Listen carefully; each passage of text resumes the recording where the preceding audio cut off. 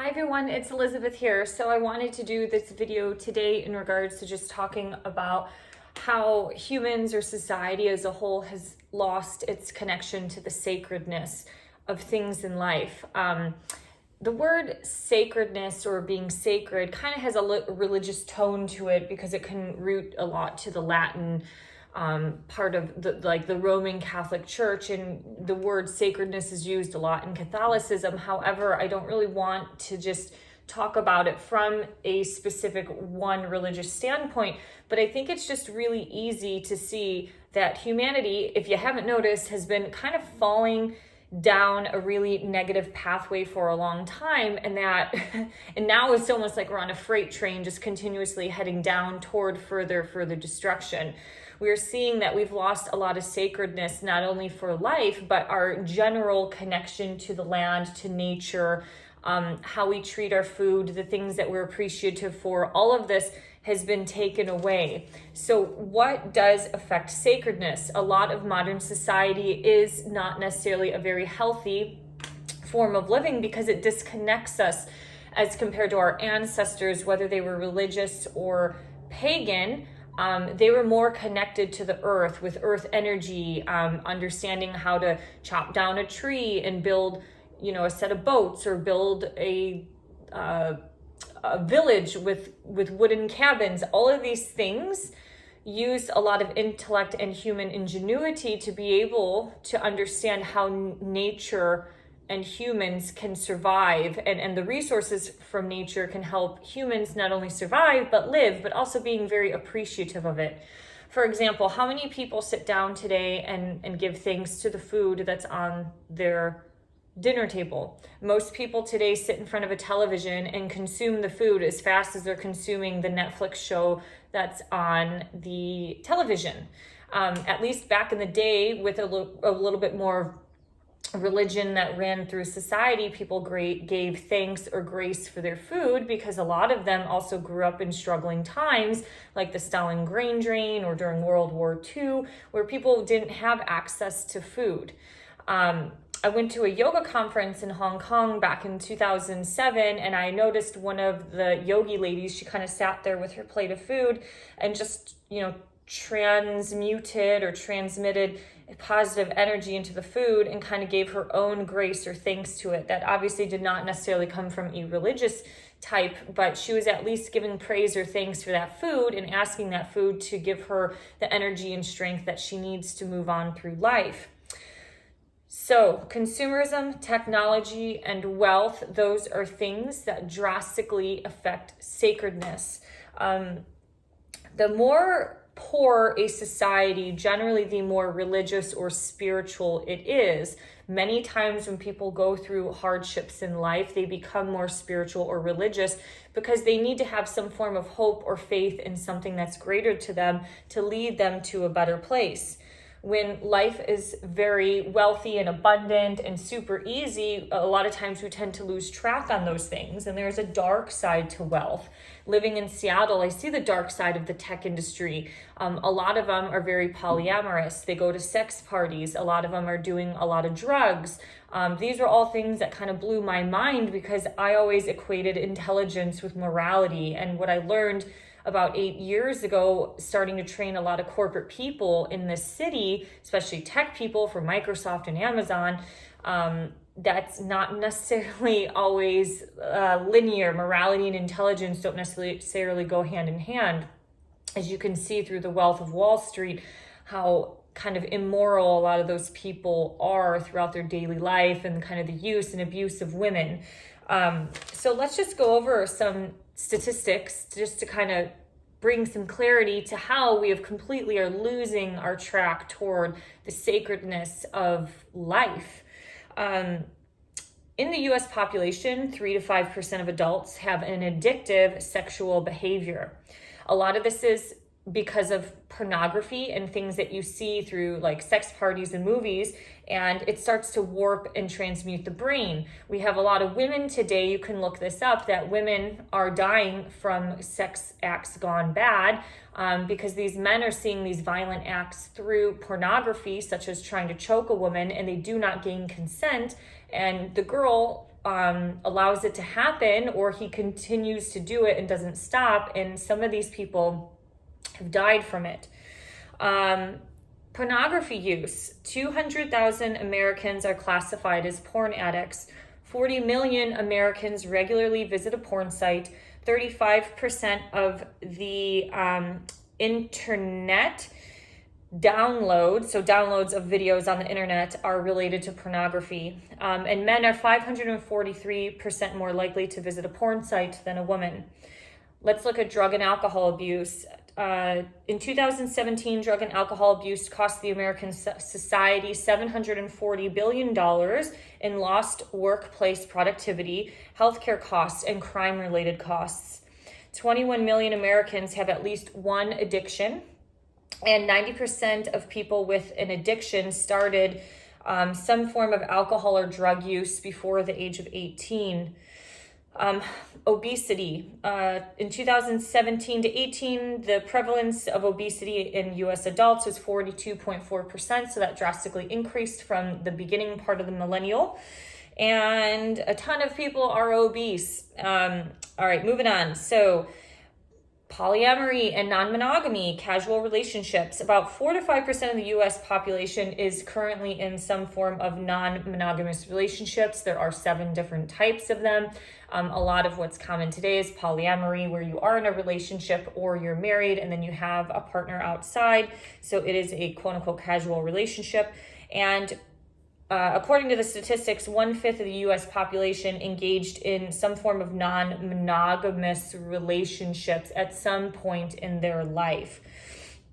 In 2019, 1 in 5 U.S. adults, or 51.5 million Americans, have a mental illness.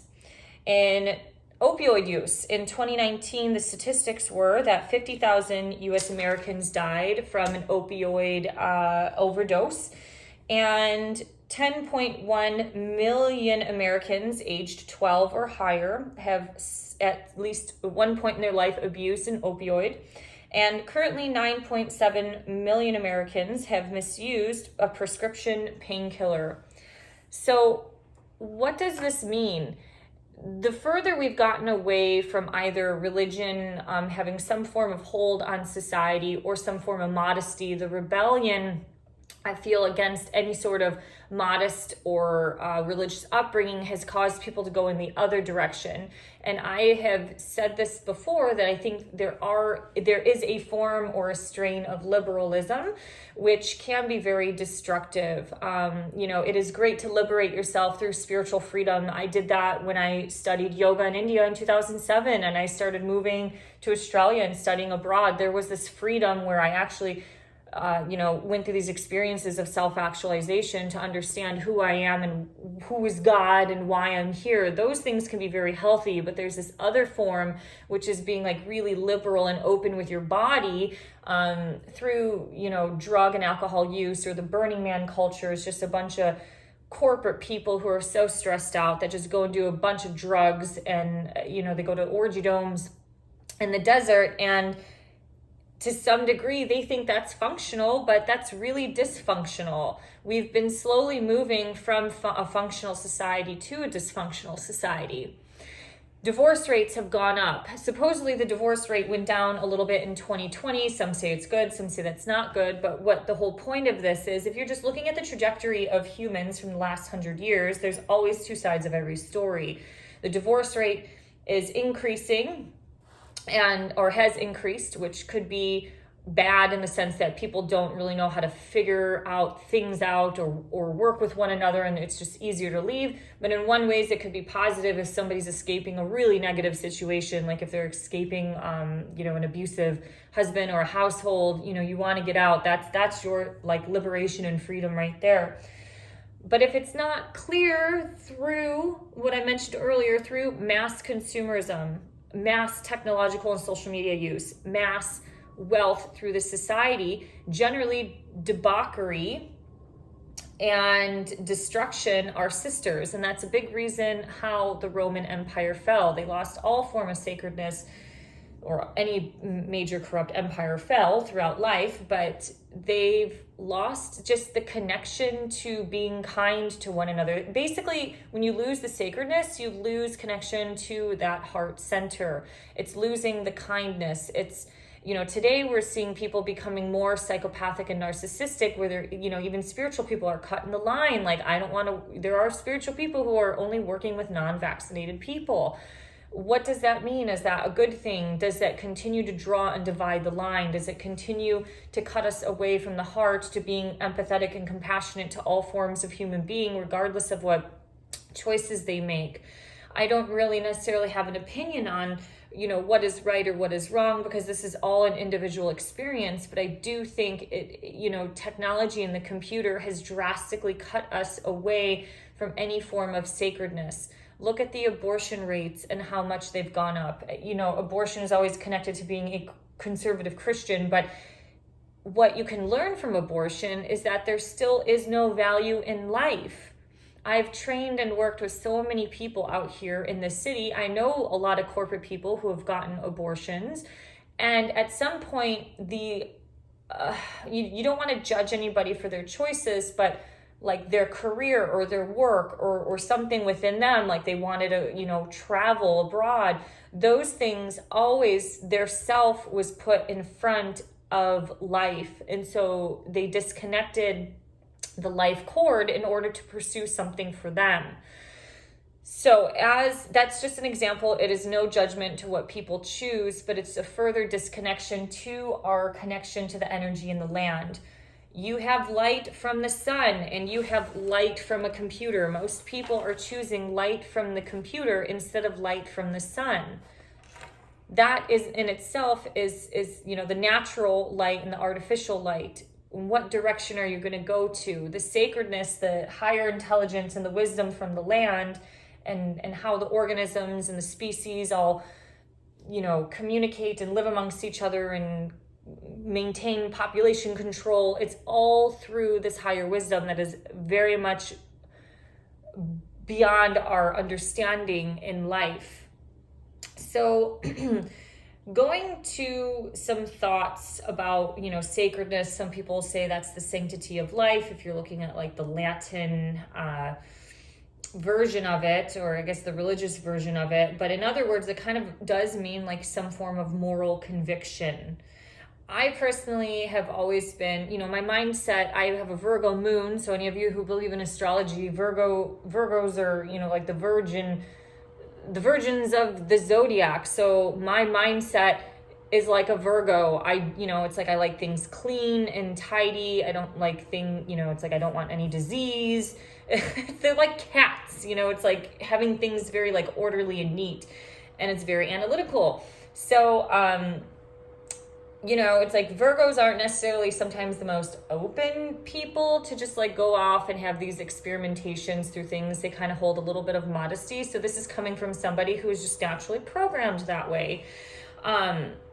So your moral convictions are obviously a lot different than other people. And I've heard all different sides of the story where a lot of non-religious atheist people are saying like, well, where in the Bible does it say that you can't have drugs and do all this stuff? And it's like, I can understand and see all these points of view, but at some point you have to look at society as a whole and say, if we are having massive drug use, massive opioid use, massive pornography use, this is all disconnected from the light, the love, and the energy of the divine that wants you to have a, it's the connection of two hearts. It wants you to have love. The divine has created the family, which is,